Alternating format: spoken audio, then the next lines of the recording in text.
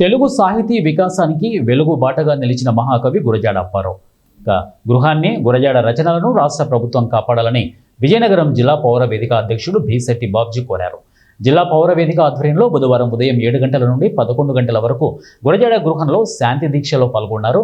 ఈ సందర్భంగా భీశెట్టి మాట్లాడుతూ, తన రచనల ద్వారా సామాజిక చైతన్యం కలిగించి వ్యవహారిక భాషోద్యమకారుడిగా ప్రపంచవ్యాప్తంగా గుర్తింపు పొందిన మహోన్నత వ్యక్తి నడయాడిన గృహాన్ని ఆధునీకరించాలని, వారి సాహిత్యాన్ని ముందు తరానికి అందించేందుకు డిజిటలైజ్ చేయాలని కోరారు. ఎందుకంటే దేశమంటే మట్టి కాదో, దేశమంటే మనుషులు అని చెప్పినటువంటి గొప్ప వ్యక్తి.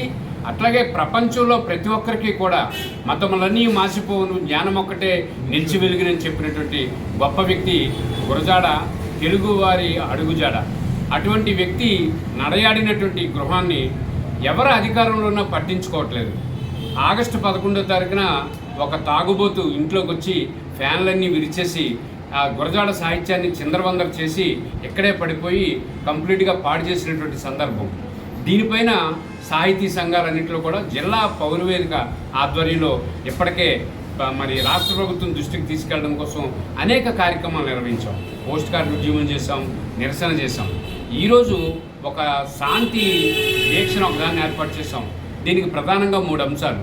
పెద్దలు పవన్ కళ్యాణ్ గారు విశాఖపట్నం వచ్చినప్పుడు గత నెల ఆగస్టు 30వ తారీఖున విశాఖపట్నం నుంచి ఒక ప్రకటన చేశారండి. ఆ ప్రకటనలో గురజాడ ఇల్లుని ఆధునీకరిస్తాం, దానికి మేము కట్టుబడి ఉన్నామని చెప్పారు.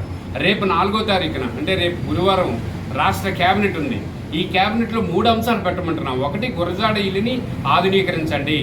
2, గురజాడ సాహిత్యాన్ని ముందు తరం వారి కోసం చెప్పి డిజిటలైజ్ చేయండి. 3వది గురజాడ జయంతి